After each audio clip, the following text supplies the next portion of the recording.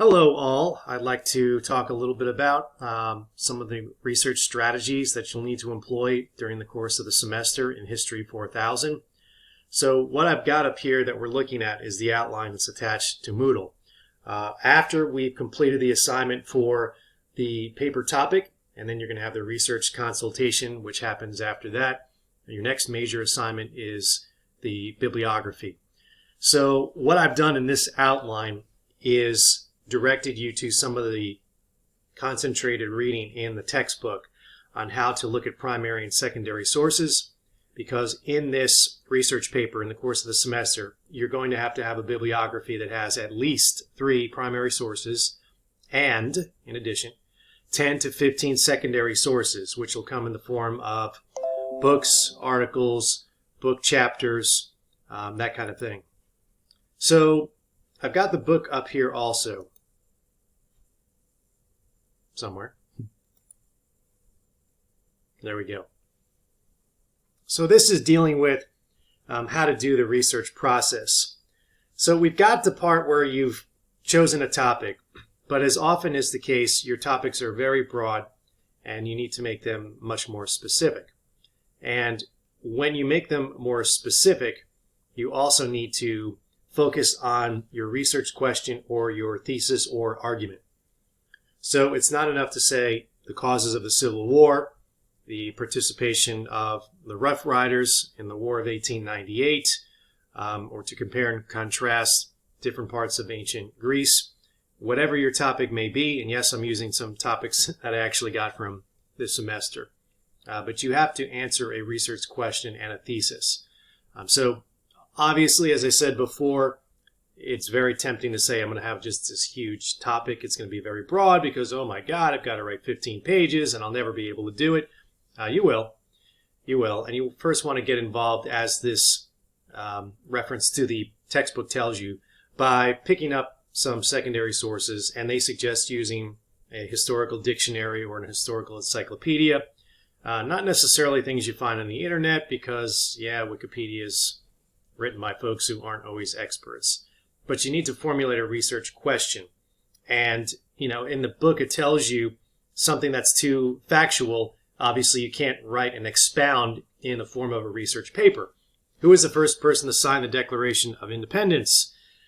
You can basically figure that one out in 5 or 10 minutes.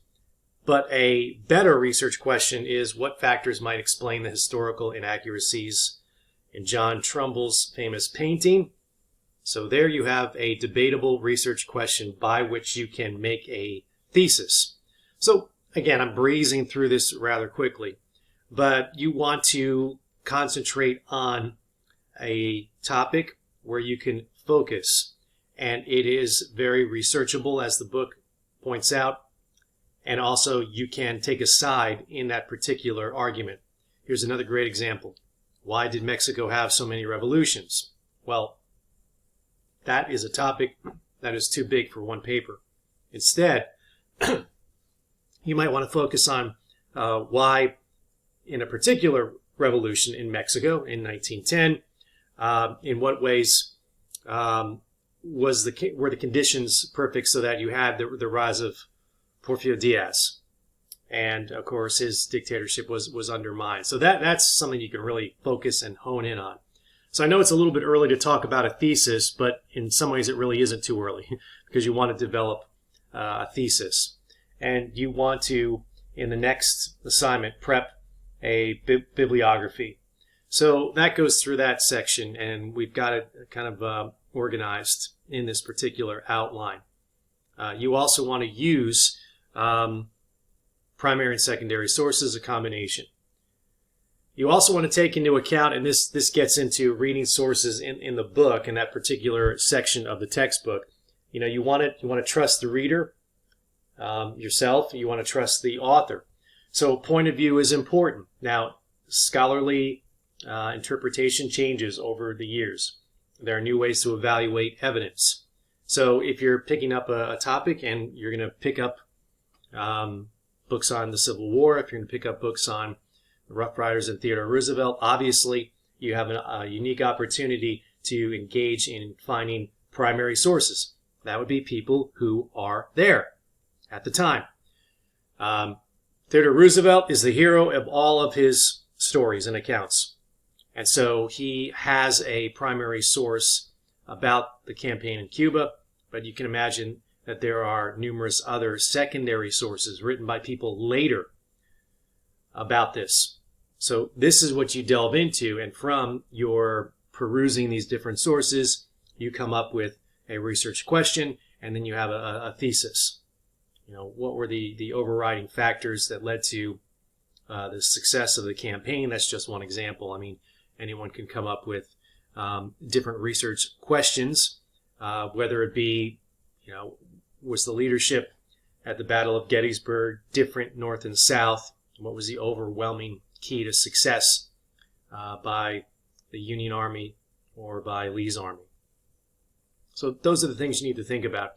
You know, you don't want to go into the very tempting idea of writing a long research summary of the events, which anybody can pick up and get.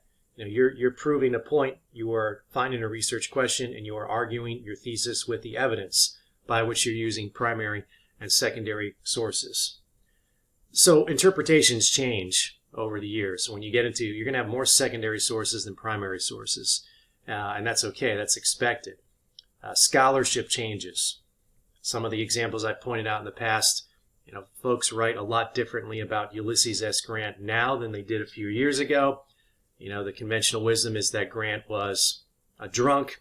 He was an inept president who wasn't really dealing with the situation and the crises that the United States needed leadership.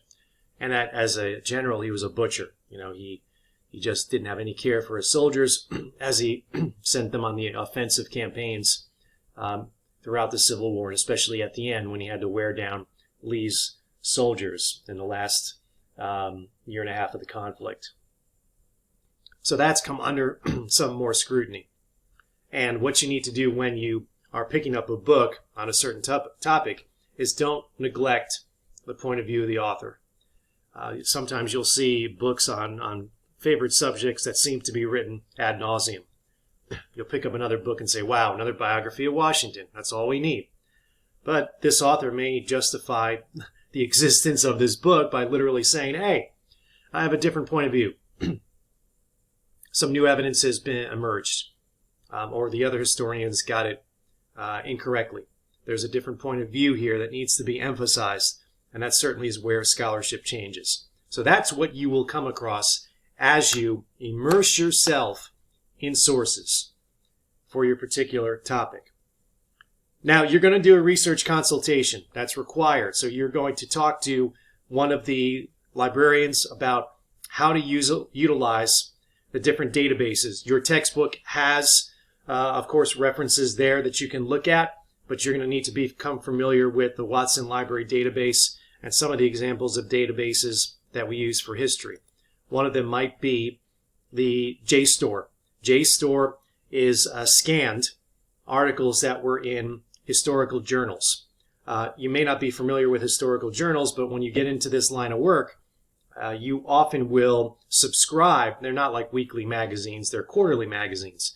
And they're done with book reviews, and they have scholarly articles in them, new documents that have emerged. They often talk about some of the business that's conducted in a particular organization. Something really close to home is the Louisiana Historical Association. We call it the LHA. The LHA puts out a journal 4 times a year, a quarterly journal. So if you're immersing yourself in Louisiana topic, you will no doubt use Louisiana history. That is the journal of the LHA.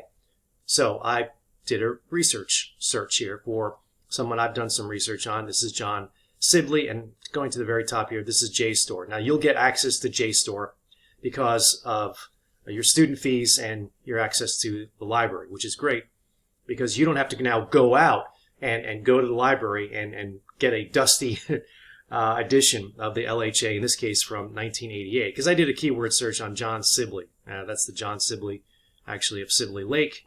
So you can, wow, it's really easy. I mean, stuff has come a long way since I was a student. I had to go and find these journals collected, shelved in a dusty corner of the library. Now they've all been scanned, and it's fantastic. It makes researching now a lot easier. But and when you click on this, it'll look the same as it would if you were to pick this journal off the shelf. Hopefully,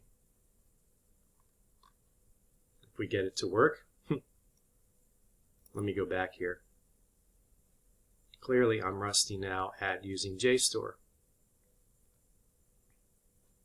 Oh, what is this thing doing? Yes, okay. Let's download it instead.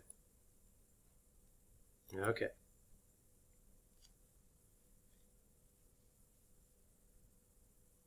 That is so handy. So here you have the actual citation. You know, when you go to put it in your footnotes, endnotes, or bibliography, which you have to do both of those. And this is how the article would look if you literally picked up the journal off the shelf, you know, even with the starting page number. And this is, again, a journal article. It's a few pages long. And those are the kind of things you'll find. Here you have a series that was done by Professor Garrett going back to the 1940s. So you can download, you can save it so you go back and all those things you marked and saved, very easy to use, and pull them up again. I'm just showing you an example of an article search. Okay, so they even have some documents here, I guess, that are related to John Sibley. Okay, so we're going to go back to the actual outline here.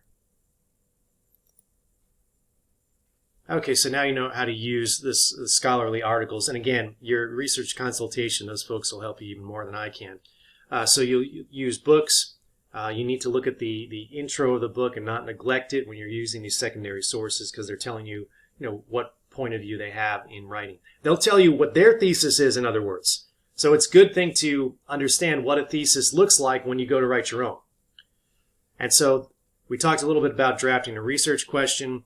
The book gets into how to time budget, how to take notes, how to write draft a working bibliography. We're going to get more into that with the next tutorial on actually how to write a bibliography, and where to find sources. I will tell you, just from personal experience, you need to go in and walk into the law library. It's a great idea. You'll get topics in your area. The databases are great, but they're not always perfect as far as itemizing and putting it into an electronic catalog. So if you're able to walk into a library and pick up some books on your topic, that's even better. And then you use the books, the bibliography. If you're writing that book on ancient Greece or the Battle of Gettysburg or on the Rough Riders, the Spanish-American War, you have to go to the bibliography of that book you pick up, and that will open up a whole other area of sources that you can use. So it's a mix of primary and secondary sources. That's what you need to be looking for. And this bibliography, the first draft that you turn in, is not the polished finished draft. If you turn in a bibliography and you get to the rough draft of the paper and some books have been added, some books have been taken away, that's fine. But what I want you to do, the reason we have this assignment, is that you know how to properly put the information in a bibliography. A bibliography is different than your citations, whether they be footnotes or endnotes, and we'll get into detail about that as you begin to write the paper. Finally, we have at the end of the textbook, this is why we assign one book. You've got the ways to do the citations. You have an example of a research paper. So, how you put the information in what order do you put the information. All that is listed in the appendix there at the end of the textbook there, which when I was showing you the book, I was actually showing you the electronic version. Okay, so you have that there, and you can jump to different pages. If you have the print copy, that's fine as well. But that's essentially what I wanted to get covered in a nutshell there. It's just as an introduction to how to get the research strategy started. So after you actually have the research topic, your paper topic, you then go from there. Our next tutorial will talk about how you assemble and put together a bibliography.